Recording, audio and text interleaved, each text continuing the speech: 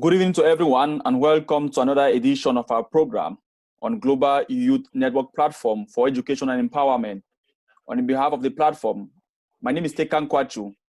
Welcome to this pretty edition of us, and today we're going to have a very interesting topic. And the topic we have is youth leadership, justice, peace building in the 21st century. Joining us today is our guest, and before we meet our guest, let me have the opportunity to introduce him and equally welcome you all on board at this point in time. Our guest is no other than Mr. Maxwell Achu, who is a Cameroonian diplomat and the executive director of the Center of Peace and Advocacy, Research and Mediation, CEPAM. He is currently a PhD candidate in peace, governance, and development at the United Nations University for Peace in San Jose in Costa Rica. Mr. Achu is an author of several peace-building articles, and his current book is baptized The Quest for Creative Governance. He is currently a consultant with the National Disarmament, Demobilization, and Reintegration Committee of the Government of the Republic of Cameroon. And also, he is a member of a host of other civil society organizations like the Youth Advocacy for Peace and Community Empowerment. Welcome, Mr. Achu, and welcome to all our participants on board. Mr. Achu, if you are there, can we have you? Can you hear me? Thank you very much to everyone here, every participant, and Mr. Tech particularly. Thank you for this platform and Global Youth Connect program. I'm delighted to be here, and it's a renewed pleasure. So, I want to thank you very much, and I hope we have a good time. Yeah, sure. We're going to have a nice time. We're going to tap from you, the participants and the audience. We want to tap from you. And our first question, or what we have on board today, it's a very interesting topic. And we're going to get into the reading properly with the questions. And after that, we're going to get to the Q&A at the end of this program. The first question which I want to ask you is, in your views, a lot has been written about youth leadership in this, in that, in governance, in peace, in democracy, in economics, in sociology. In your own views, what are or what is youth leadership all about?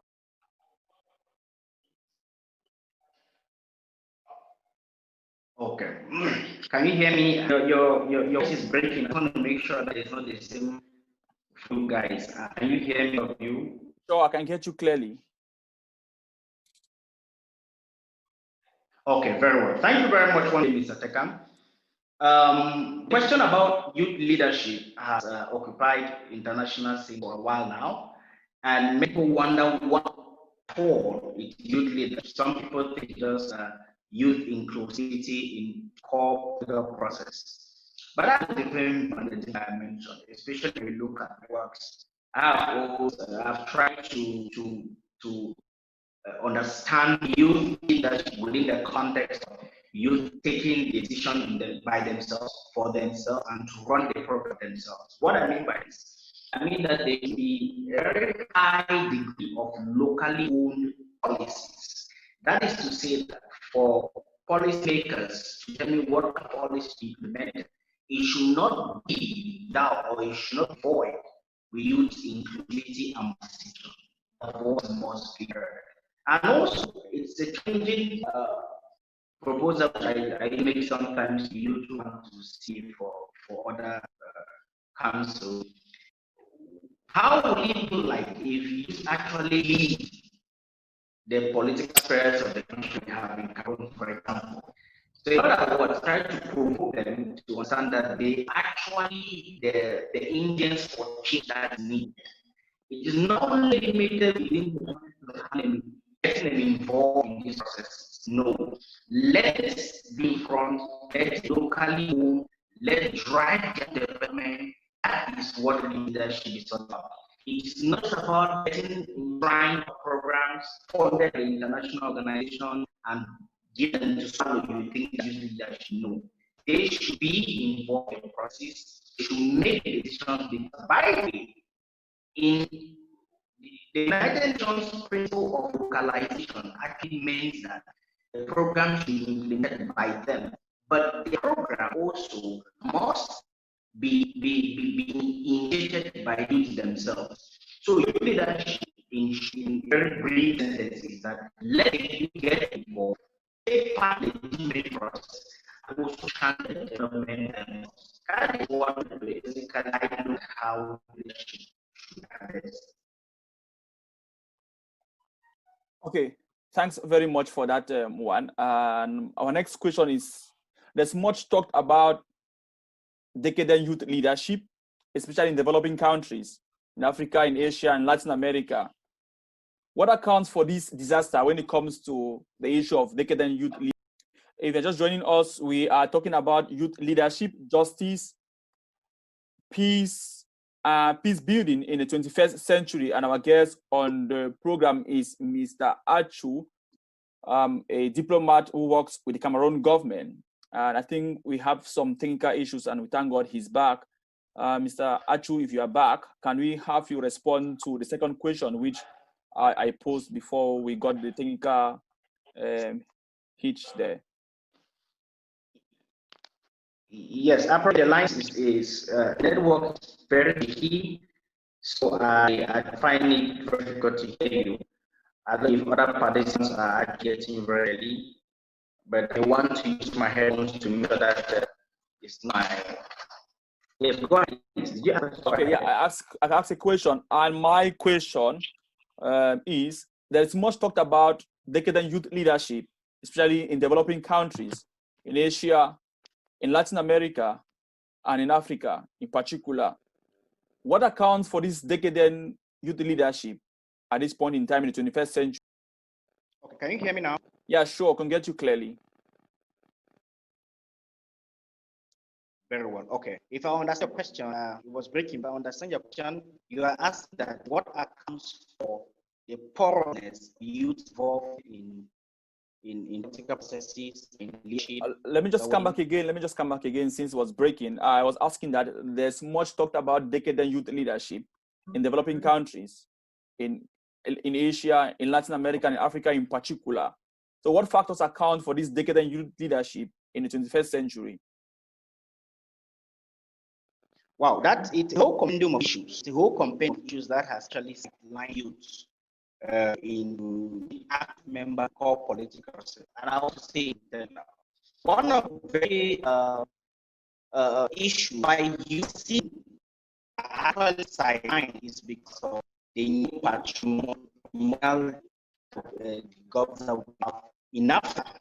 It is very common in Africa because you look at policymakers actually capture policy that were actually supposed to go to lead them to engage with them. So it's a society. It's a society. Having little or no involvement in corporate projects and it's not the cause is actually questioning type of government that we have. It's a government's problem. It is a governance problem. That's why in historical effective governance, I was actually challenging the governance space in that kind of governance that actually keeps age people basically in clearance, in power. Whereas I think that the African governments essentially have not tapped into the resource and energy that we have. So this is one of the challenges that we have across the country. And I think that it is just important that we leverage on the energy, the vital energy we have in youth, and get them engaged. So new ideas to come on board when you have youth in core political process. So I think so that because the United Nations key instrument on involving in peace process negotiation, there have been some strides that are made. Without that, being right, national councils, national councils, there is a lot more to be. That's more. Thanks very much for that, but we couldn't get you clearly. I think we're still suffering from some technical hitches there, and I'm sure everything should be arranged. And let's ride on. And my third question is, by the end of the 20th century, and we are in the 21st century, we witness a catalog of many youth organizations. And these organizations and institutions are tailored towards peace building, governance, leadership, responsible youth leadership, and more. What factors precipitated the birth of these numerous organizations, not only in Europe, but in Africa in particular, and in Boya, where I come from, at this point in time? Within 4 years, or 5, 6 years, we got a catalog of organizations being created. Yes, I hope you get me now. Yeah, sure, I can get you clearly. Okay, very well. Now, the research of several civil society organizations is just due to high levels of advocacy and sensitization at the international level. Now, in the age of communication, and the age of communication requires that it actually mandates us that what we don't know when we get to New York and know right in my office where I am. So these are actually spelled, it actually high levels of advocacy, and there is need. I guarantee you, where you come from, there are a lot of civil society organizations, but most of them are peaceful now because it's a need. There is violent situation that ongoing now in the south and north, and the north is not part of Cameroon. It's so that need calls for solutions. These solutions must be inclusive, and who are to drive inclusive solutions are actually society organizations. Okay, now to go to you, let me talk about land. It is because the high levels of distorted governance that have come up. Now, many actors in this field decided no, they need to have a voice. They should convert a particular political structure to have voice. And that's why I see what's happening in the UK. You have a lot of it. And this was also the break, because they believe that liberal ideas are being submerged. That's what they believe. So you have lots of these society organizations popping up to balance a plateau where things is being overboard. By overboard, I'm talking about within borderline democracy. So they believe that dictatorship is actually coming into if dictatorship being into democratic process, then there is a need for civil society to be their voice. It's a need for civil society to marshal good plan action to be able to neutralize all these excesses of dictatorship or excesses of development. So you cannot deny the role that these societal decisions play. It is unimaginable. It is just unimaginable. So we really want to applaud them. There's more done because there's a lot of space for this. Okay, there is a lot of space for this. So I think more needs to come up. More of civil society actors need to come up. We need more advocates, but most importantly, that we'll get into the question part. We need research. We need policies to change politics. That's what we need. Okay, thanks very much for that. And if you're just joining us, we are on another edition of the Global Youth Network Platform for Education and Empowerment, GP. And the topic we have today on board is youth leadership, justice, peace building in the 21st century. And I'm sure our guest is giving us what we need. Equally, you're going to get to know him as we progress. As on a Q&A session, you'll be given opportunity to either voice it out or I'm going to read it out. So feel free to marshal your questions ahead. My next question is this. There's a lot of outcry about global injustice across the world today. What should young people or youths do to seek for justice, practice it, live by it, while dispatching their duties, whether in their communities, in their junkie groups, in their youth organizations, in civil society organizations, in international organizations in which they work in? Okay. Now, the term justice is broad. And now we want to make it further, is the injustice. Injustice to who? By whom? Who is perpetrated? Now, I also understand that you can change the status quo based on your input. You don't just sit and swallow whatever policy make it to you. Okay.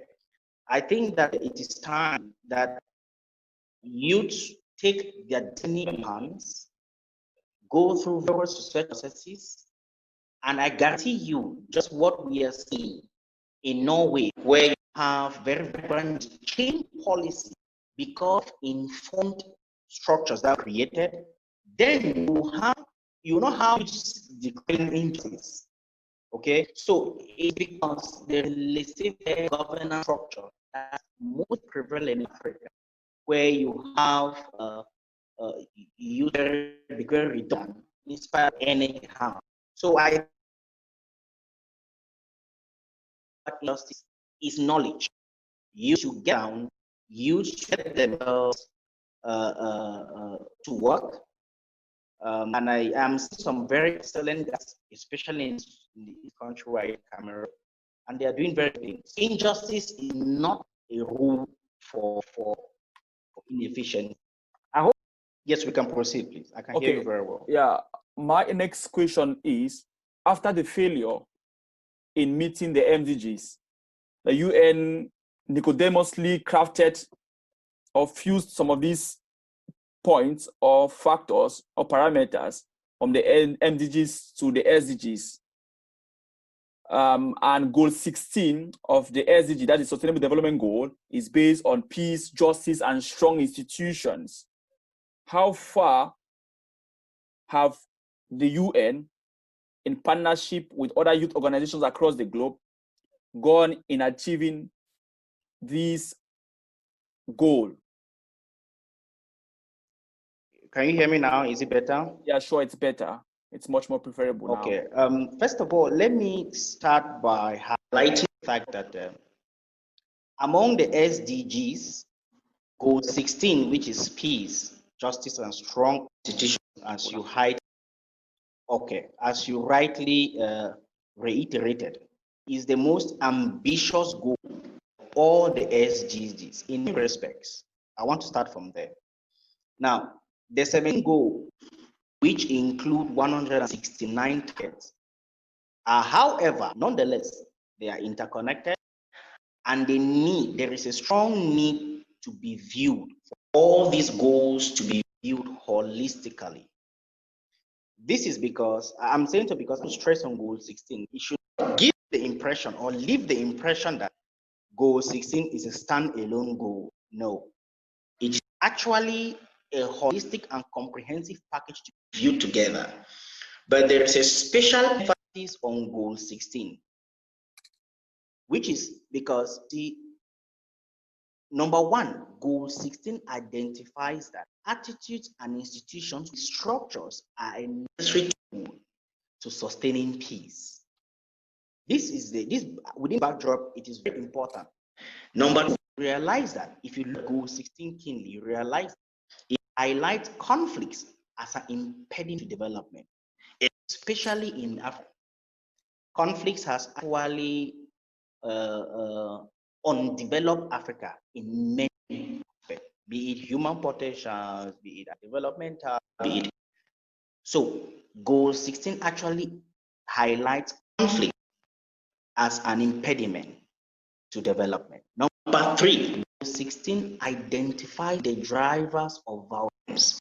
Let me make this a little more clear.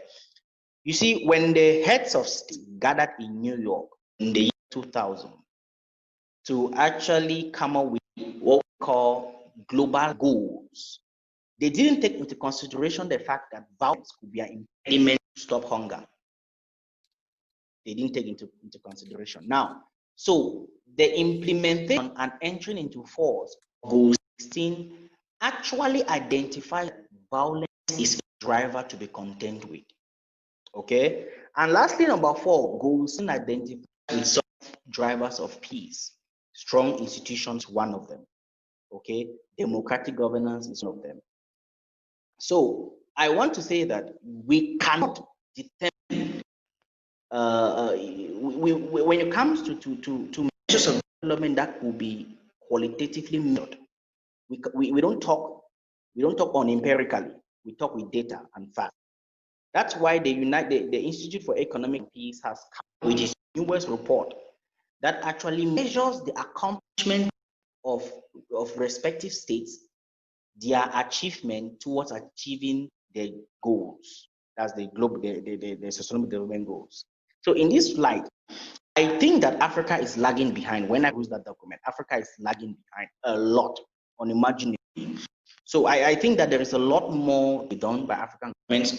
Of course, I'm not saying that Western countries are actually the best of it all. No.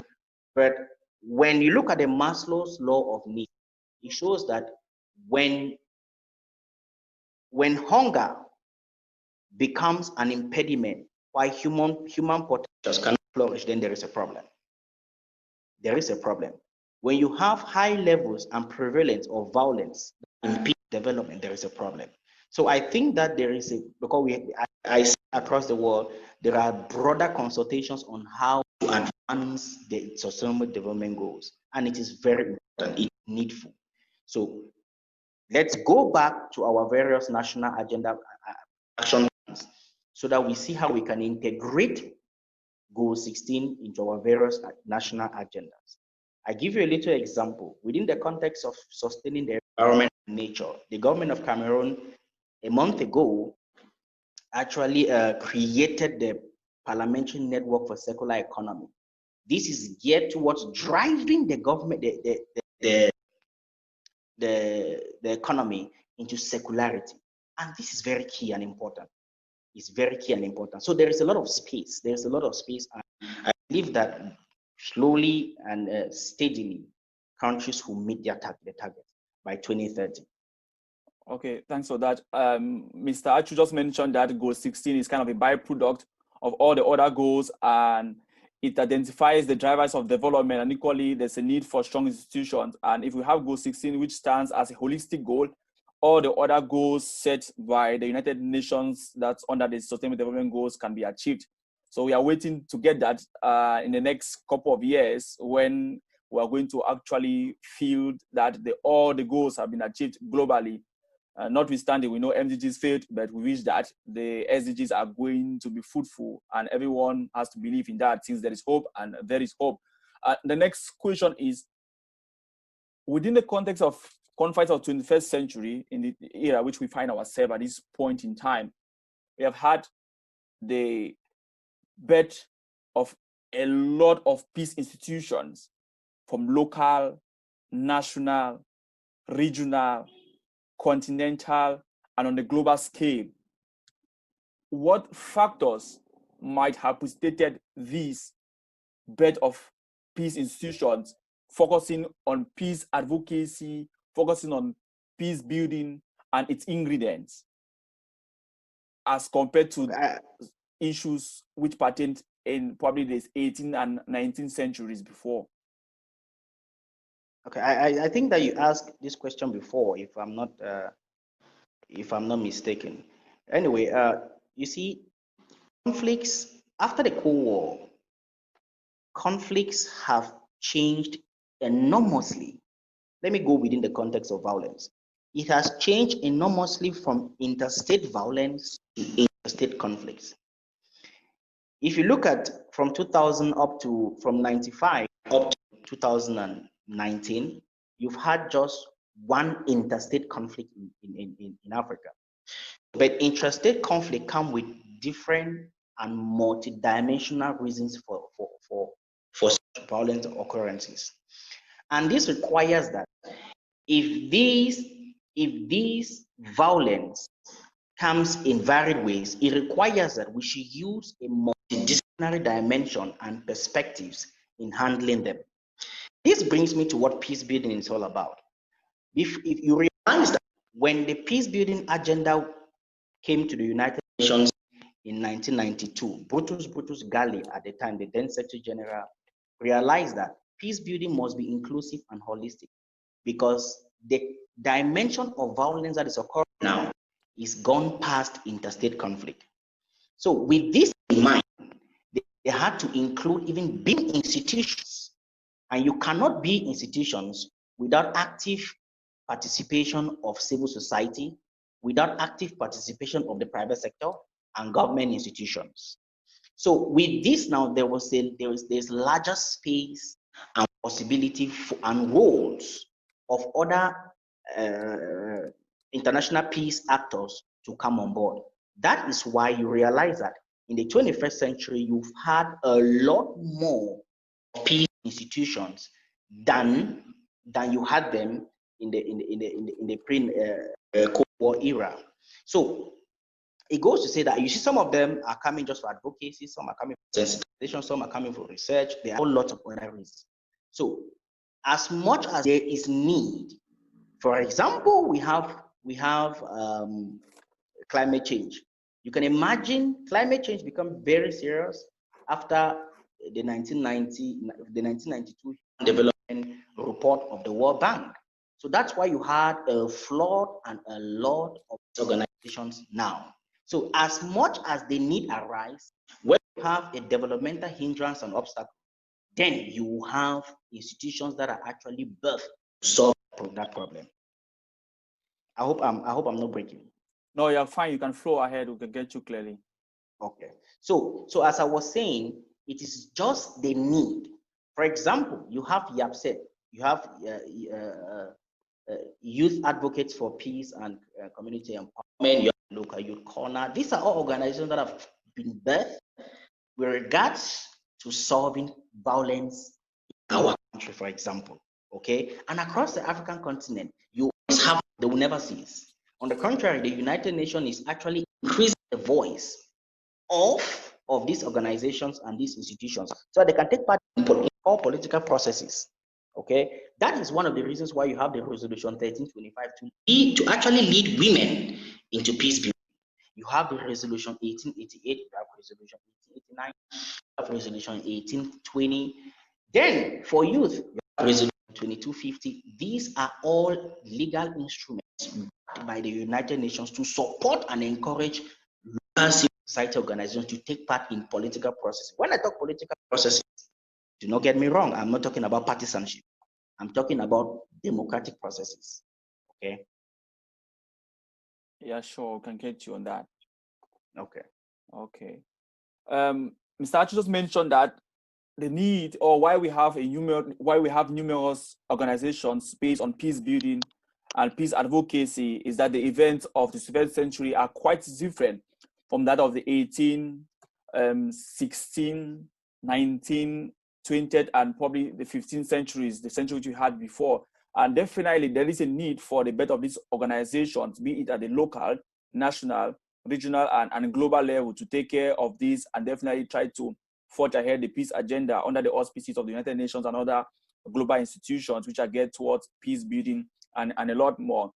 And Mr. Achu, we're going to get to the next question. And a lot of cash has been spent in building institutions, money being given to youth organizations across the globe, whether in Africa, in Latin America, in Asia, in Europe. But yet, the impact has not been felt with a percentage of probably 80 or 85%. What factors are responsible for this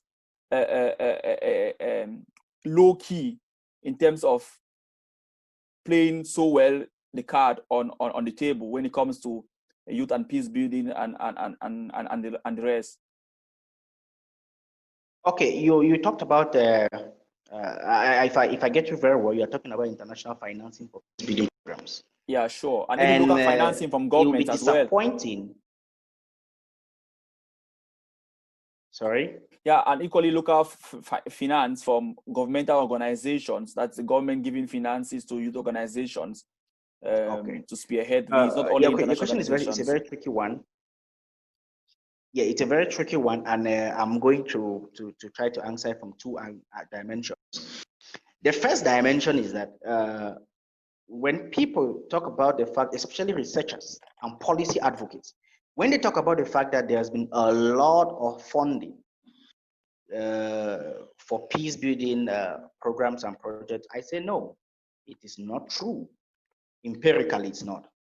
Now, when you look at the global violence containment expenditure sheet, okay, when you look at the Uppsala data program, you realize that the entire expenditure to contain violence, be it military, police, and all of that, is $16 trillion.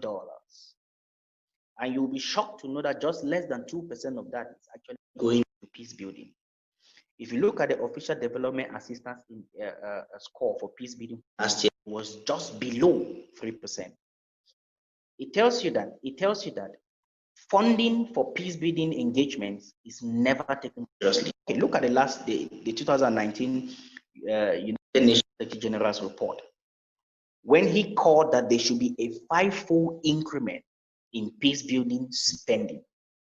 I give you a little example. I'm giving you all of this so to substantiate what I want to say. I give you a little example again. In 2016, during the United Nations General Assembly session, member states, UN member states actually had to pledge for a $300 million peace building funding. You'll be surprised that was just a pledge, but you'll be surprised that the United Nations had registered less than 51% of that pledge. So it tells you that there is a very high level of low political will to fund at the international level peace building ventures. That it could be said there's some string attached political economy to it. Okay. Now let's come back to governments. Governments are, especially in developing nations, putting Africa in that lot. You see, they have very strained budgets, such that they believe that they can support peace building processes only when the violence is erupted. This is very key. And this is one of the things I've done in research over the years. Government should be able to set in early warning signs, budget for early warning signs, so that research data can actually inform them of what preventative peace building spending needs to be done. This is very key. The United Nations Secretary General has always called on preventative diplomacy, so that government should not wait for when violence occurs. Before now, they start looking on how to spend, and all of that to calm down this violence. This is very critical in peace building. And I want to say that you can only urge governments to increase their peace building budget. Most of them don't have it. You'll be shocked to know that. There's no budget in Cameroon, for example, in the national agenda that is towards peace building. There's no budget like that. Okay? So the securitization concept of peace is what is still very dominant, whereby they believe it is high levels of security, high levels of militarization that ensures peace. So it's a whole idea. That is why one of the things I'm urging you to do is get involved in peace building through research, so you can change policy by data. Okay, so the spending, I have a lot of journalists like yourself, your able self, Mr. Taka, who ask me questions on a lot of money being spent. No, that money is not as a lot as if you look at the amount of money that goes into peacekeeping operations. But why can't we reduce that and actually enhance peace building processes? For example, why do we have a Ministry of Defense and not a Ministry of Peace, like in Kenya? It's because I think peace is taken for granted. So I think that the investment, first of all, the question primarily, the investment is not a lot, and that government should do more. So if a government official hears what I'm saying, he should not be comfortable and that no, we are doing a lot. No, they're not doing a lot. Okay, thanks very much. There's not enough allocation, or the budgets allocated for peace crusade across the globe is inefficient. It can't definitely take all youth organizations across the globe to definitely carry out the task. And so there should be an increase or incremental pattern when it comes to budgeting. in forging the UN and its SDGs, particularly SDG 16. That's what Mr. Maxwell just mentioned there. And just to say that I'm not a journalist, I'm a student of international relations, and my area of focus is foreign policy, global governance, and international organization. But once in a while, when you are giving a gift like this from God, you have to try to exercise the gift. And a sophisticated journalist in the house is Mr. Atia. I'm sure he's going to have 1 or 2 questions for you. So I wanted to correct that. I'm a student too, like you, and probably a young researcher still right down there. And just to follow up to that question, and on the 15th to the 2, you will be participating in the Global Youth, as the Global Peace Chain Summit in Istanbul as a delegate. If you are given opportunity, of course, which you'll be given, what proposals are you going to be making ahead of the summit to take place in a few days to come in Istanbul? Okay. Thank you for correction, my able international relationist. Pardon my omission. Okay. Yes. Let's talk about what we'll be discussing next week in Istanbul. Permit me give you a backdrop so you can understand very well what I'll be talking about. Let me talk on the variables of peace building, if you permit. Definitely. First of all, see, it is a little tricky for people to think that peace building occurs in a post-conflict situation.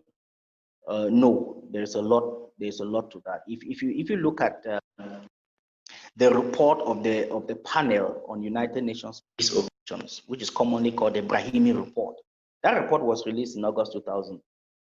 Now, there is a strong link between peacekeeping, peace building, and socioeconomic development. The triple nexus for development: peacekeeping, peace building, and socioeconomic development. Now, in that report, the panel recommended a number of peace building tools and strategies that could become part of any development, socioeconomic development program. I'm just trying to do a background before I get to your question, please. Yeah. And you see, some of the elements and tools that were highlighted in the report, if I'm not mistaken, you have the adoption of QIPs, that's quick impact projects. You have the establishment of a fund for a DDR program, that's disarmament, demobilization, reintegration program.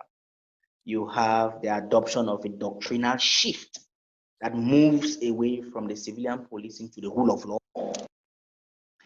So if you go further, you look at peace building. It's actually interwoven in the agenda for peace. Okay, so these elements they are linked directly to preventing the recurrence of violence.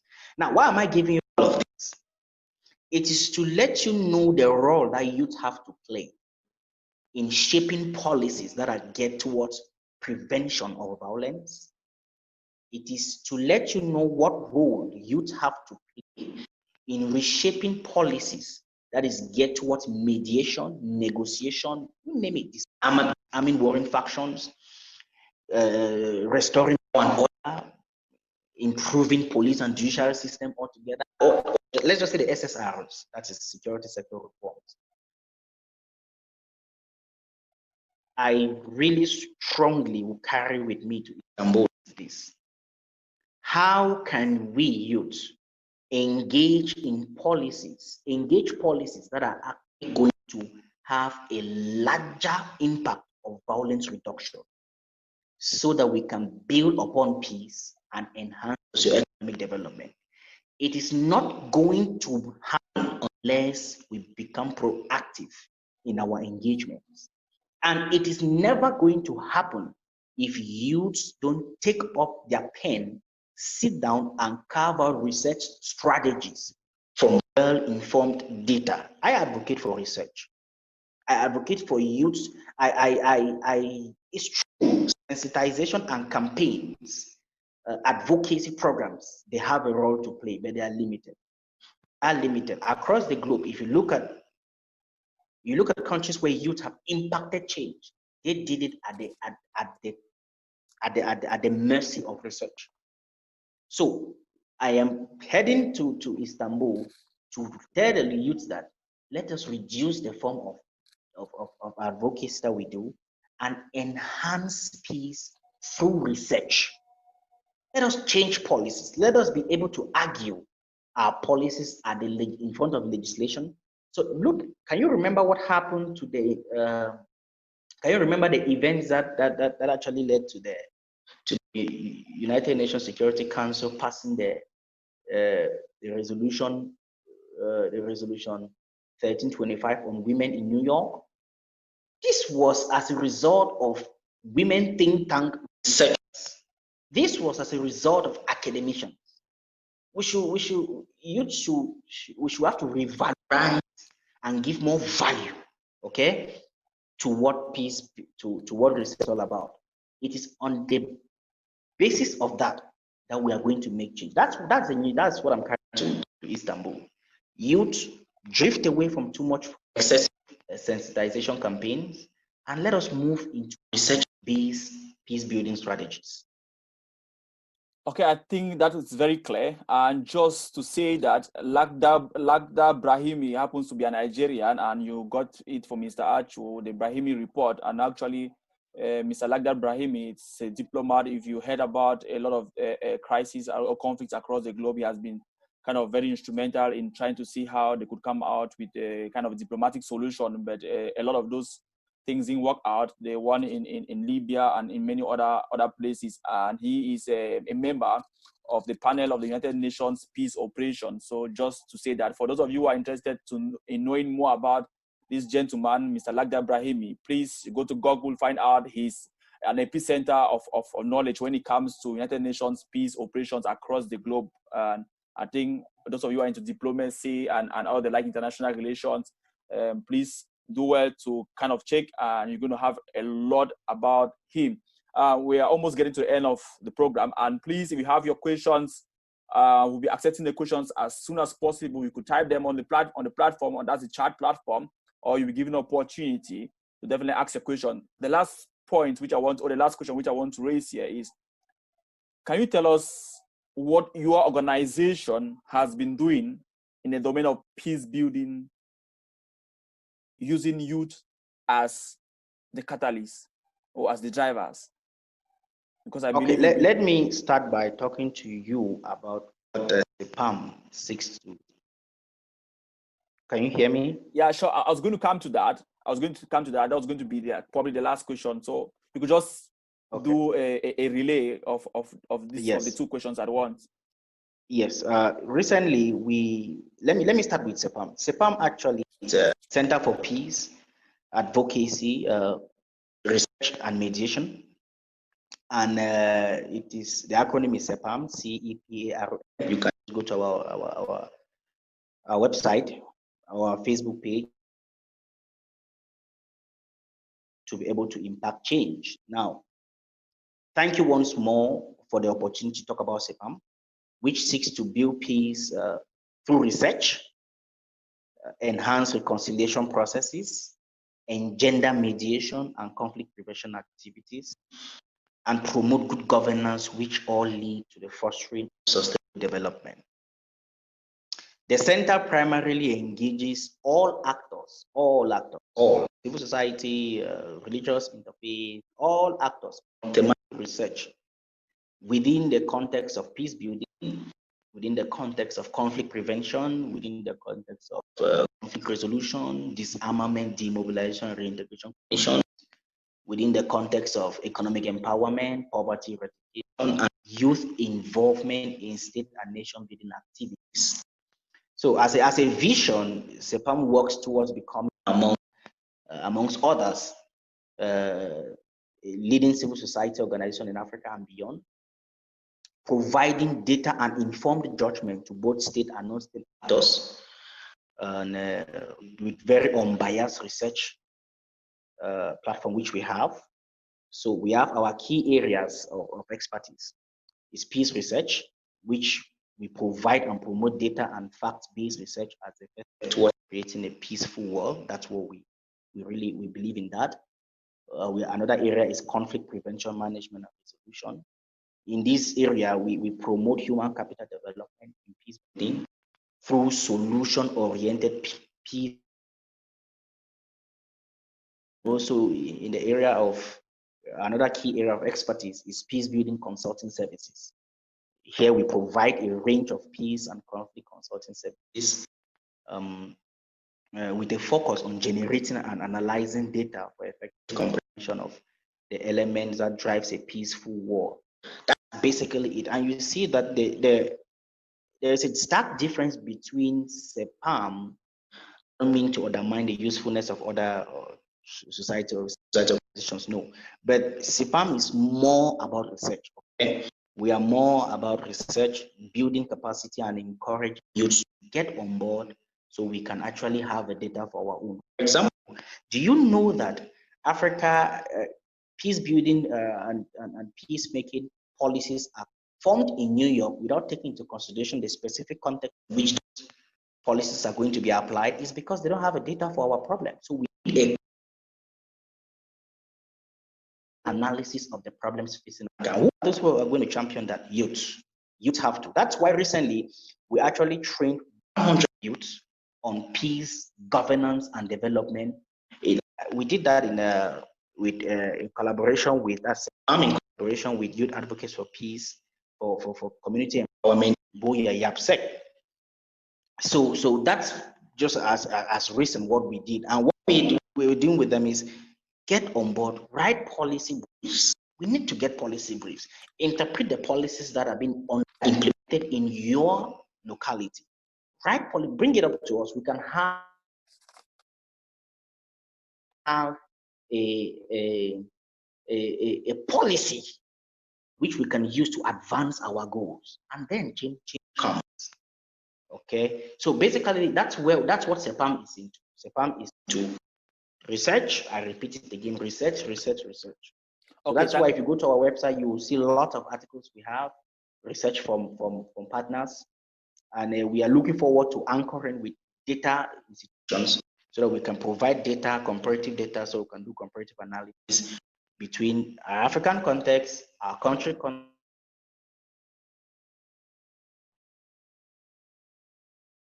Okay, if you are just joining us, we are almost coming to the end of the program, and the topic we have on board is global. It's youth leadership, justice, and peace building in the 21st century. And you are on the page of the Global Youth Network Platform for Education and Empowerment. Mr. Achu, I think there's some questions, and please, it's the time for the Q&A session, and we got probably 10 or 15 minutes for us to go. So the first question comes from Enu. He says, we recently saw trending SARS hashtag on social media, movement against police violence in Nigeria. How does such an approach help in reducing violence? And he says, thanks so much for this informative knowledge of yours. So can you respond to that? Yes, I would like you to ask 2 questions at a time. So I will just, it will save us time. Just okay. get another question on board so I can yeah, I think that's the first question. The second question is, youth and leadership needs to be institutionalized from the basic educational level so youth can acquire this knowledge before they come out of school. What best approach can be developed within African institutions? Okay. Let me start with the last question. I want to be sure. Yeah, you could go ahead with the first question or the last one, any of them. Okay. Yeah, let me start with the last question. It's very pertinent what our fellow participants asked. And the solution to that, the answer to that question lies in a peace culture. CEPAM actually drives its vision through peace education. And peace education is the only way through which we can reduce violence, even in the future. If you look at the UNESCO preamble, it tells you that war starts in the mind. Therefore, peace also should start in the mind. So in other words, I think it's a very important question. How we can phrase the question the other way? How can we implant this culture across Africa? Youth. I think the person said youth and peace should be institutionalized. Yeah, like that, right? How can we institutionalize this in Africa, within the context of Africa? I asked the question in my elaboration.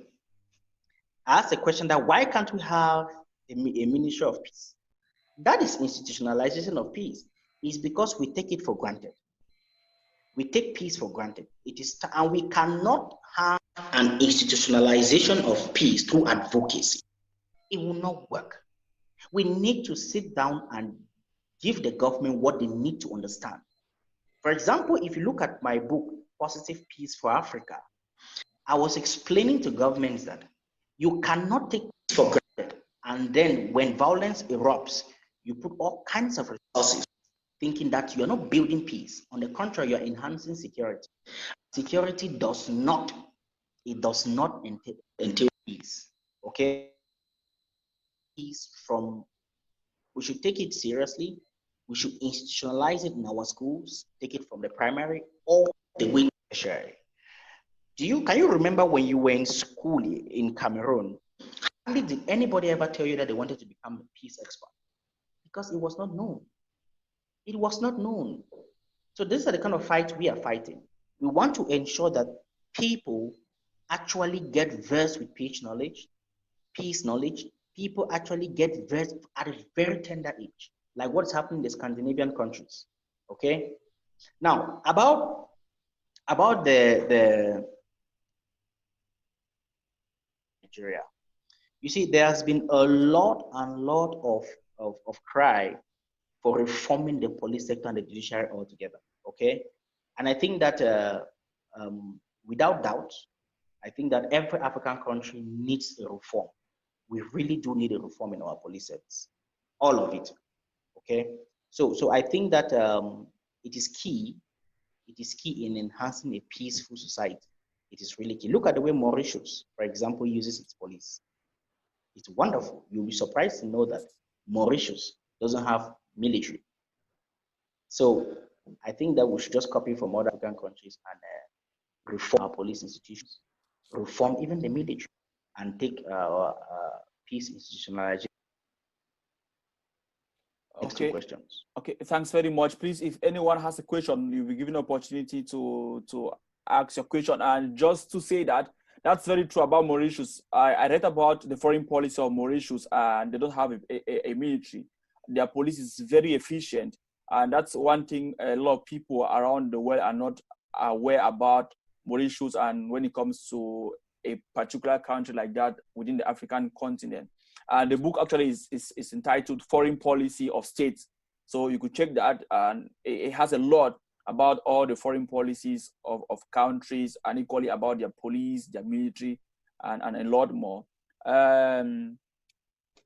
Eno is asking you, what kind of police reforms do you recommend at this point in time?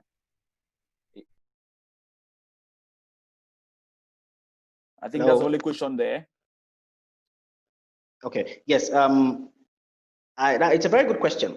It's a very good question. And I cannot, is Eno a Cameroonian? If yes, then I can answer with context. Yeah, sure. But if no, then my question is going to be on broad strokes. Sorry? Yeah, sure, he is. He's a former student from the University of Boya. Oh, okay, very good. Now, I hope the state security is not on this call as well. Okay, I strongly press on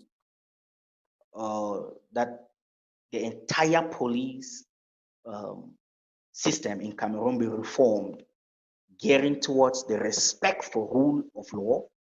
Yes, they should respect the rule of law. It should be geared towards understanding the concepts and principles for what law and order means. It should be geared towards who a civilian police officer is, because some of them actually misconstrued, because when they carry guns, they think they are military personnel. So it should also be geared towards how to provide technical assistance to the people whom they are called to protect, and not extortion. I hope I'm not breaking, please. Yeah, sure. We can get you clear. You can write ahead. Police reforms in Cameroon should be geared towards enhancing their capacities. That is to say that the minimum when you leave the police school, the minimum is you should understand what effort you have to play for the advancement of human rights, protection of the human rights of these Cameroonians whom you are called to protect. It works. I think that if the parliament can pass this through, we will have very excellent police officers. Notwithstanding, they are not doing bad. Notwithstanding, they are not doing bad. Their own days, so I can tell they are not doing bad. Okay, that's nice. What's the And next question, I think that was the only question on the chat box. I think we are getting to the end of the program. I want to thank everyone for coming, and I want to thank Mr. Achu, who was our guest today, and is a diplomat from Cameroon and executive director of the Center of Peace and Advocacy, Research and Mediation, CEPAM. It was nice having you on board. And someone just said that that I should probably write the title of the book. And permit me, I can just show the book. This is the copy of the book. If you could see, that's it. You could try to Google and you buy. Mine, Mr. Achu, we know that most peace organizations are only interested in seeking funding. In fact, it has become a business, some form of employment, or those who are already employed are trying to get extra cash using peace and conflicts as a bait to get money from international organizations and funding groups. Are you not one of those? Because we have not seen your efforts, at least on the ground, where we have crises in the northwest and southwest regions, in the far north, in the east, in the Adamawa. What concretely have you been doing? Because the best I know about your organization is that you granted an interview on Morning Safari. I mean, Daybreak, CRTV Daybreak, I think. Okay, thank you for your question. And let me start by saying that we are not a suitcase organization, number one, and we are not into advocacy. That's why you don't see us so much. And number two, we don't seek funding to enrich ourselves. As a matter of fact, we've not started seeking them yet. That's if you want to know what CEPAM has done, go to our website. Just go to our website and you scroll down, you see all the articles we've done within the context of peace research. And I think from there you can be able to read what our ideas are. And now I wish to call to your judgment that we are very new. We are very new, and there are different roles and different duties in a conflict scenario.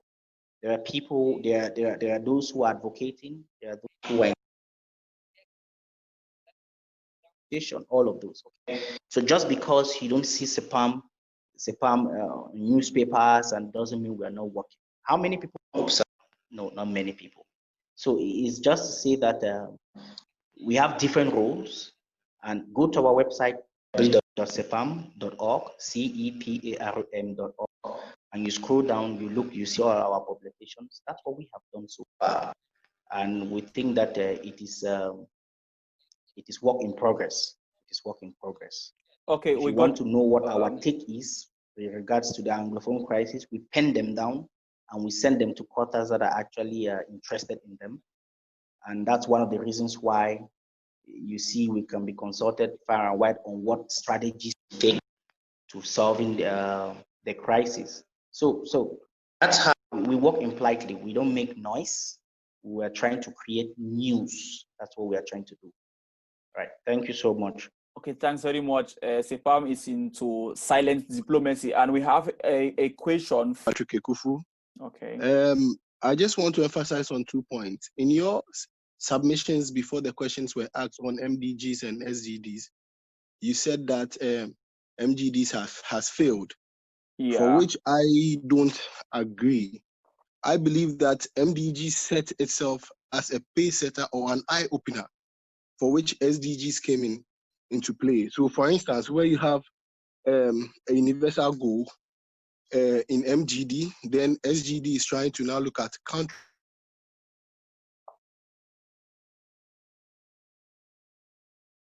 You're unmuted, we can't get you. Serves as an eye-opener. Aside that, I would also want to say that in line with advocacy, I would also want to say that we have a lot of positive egos within the youth today who want to, come out through various groups, through various interventions to seek policies or the best future for the youth themselves.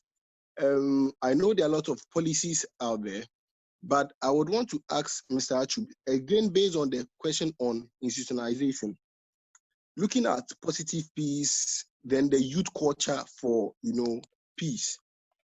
How do you think through our various parliaments, we can get a strong force of this institutionalized? Because whereas we are just looking at schools, how can we get this in the minds of parliament? Thank you. Okay, if I remember your very well, Patrick Akufo, that must be Ghanaian.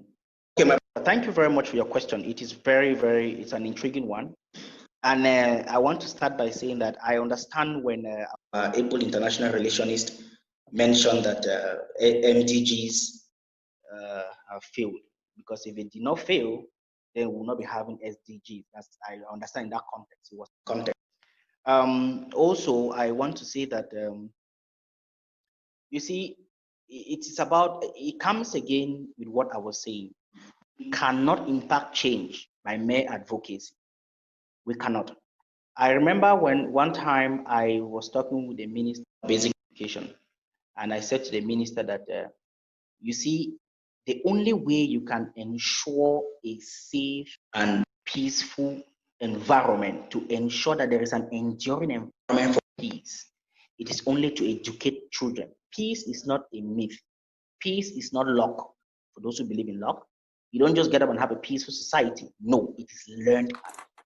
Give you a little example. In the Scandinavian countries, for example, how do you tell me that people are actually demilitarizing, yet at the same time they are having increase in peace? When you look at the positive peace index, you mentioned positive peace, and now positive peace is a multi-dimensional way of building peace that starts from attitudes. It actually starts from attitudes, and these attitudes are shaped by the lessons we give. We have to increase our bargaining power by taking researched data why we need this. That's number one. Number two, of course, we have pressure groups. We have pressure groups at local levels that can actually fight their way with these backed up documents into the parliaments. This is what we need. And it's not even something difficult. We just have to, we are just supposed to have a strong case. It's not something difficult. No country, go to, in Addis Ababa, you have the Ministry of Peace. Come on, that was done by the same process I'm talking to you about. So we just need to beef up our program, come up with clear-cut strategies, and table this so that parliamentarians, for example, in the Parliament House in Ghana, when they understand by fact you are talking about, they will endorse that. That will be promulgated into a law, and you have peace taught in several schools. As a matter of fact, because of the Anglo crisis ongoing in Cameroon, many schools have actually inculcating a peace. Okay, but we need to make this. We have to institutionalize it. We have to make this become a law. By the time you're getting to university, you should understand what peace building is all about. You should understand what preventive dialogue is all about. You should understand what mediation. You should understand these things.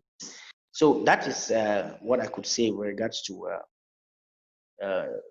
Patrick Kufo's question. Okay, thanks very much. I think that was the last question we had. And I want to thank all the participants for joining us today. And we want to thank our guest, Mr. Maxwell Achu, who is a Cameroonian diplomat and the executive director of the Center for Peace Advocacy, Research and Mediation, CEPAM. It was nice having all of you on board.